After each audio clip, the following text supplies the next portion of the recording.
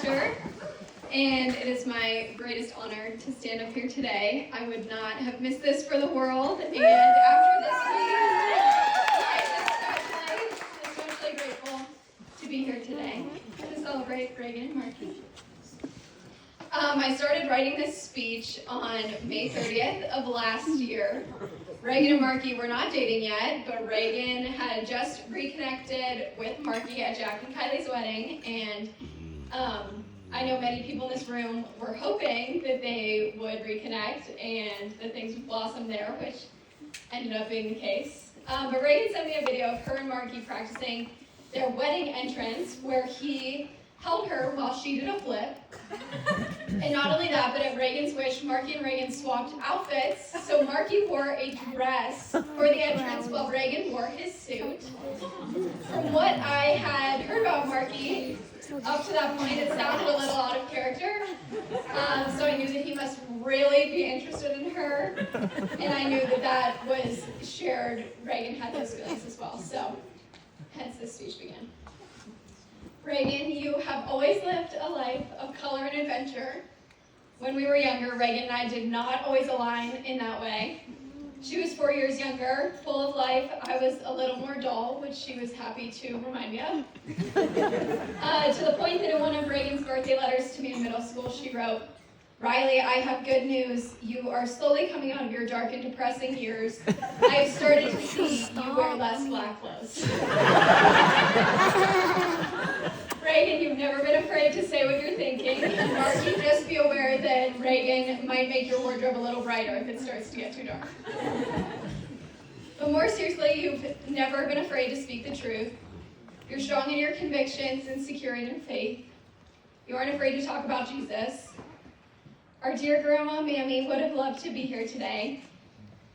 She went to be with Jesus earlier this year. And I'll always be grateful that one random day you decided to call and ask Mammy, on a scale of 1 to 10, how sure are you that you will go to heaven? You then talked to her about her faith and her relationship with Jesus.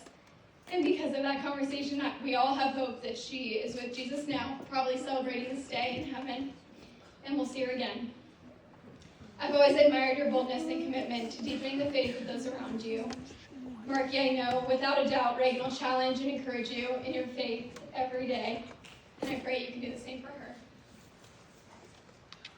Reagan, you are also incredibly loyal.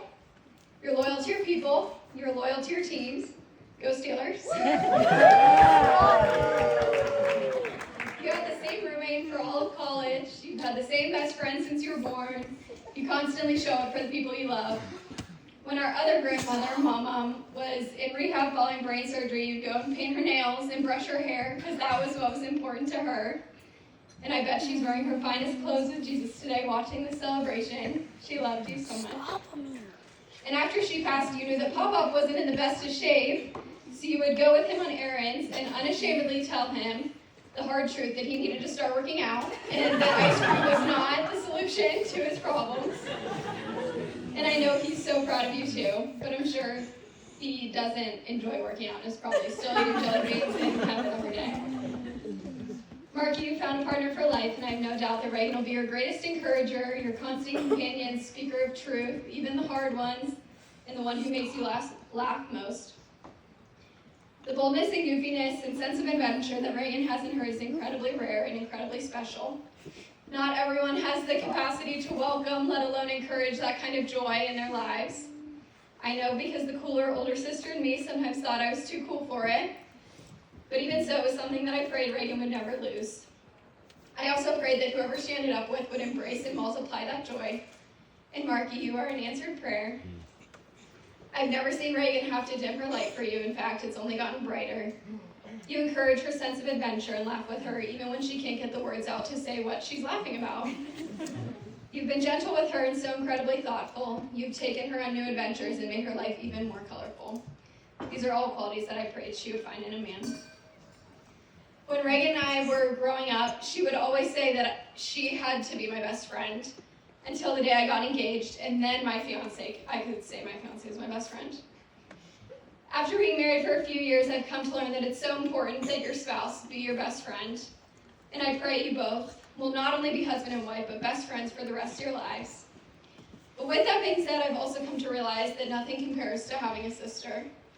The title best friend just doesn't do justice to the title sister. Thank you for always being there for me, cheering me on, making me laugh, forgiving me. I'm a better person in my life.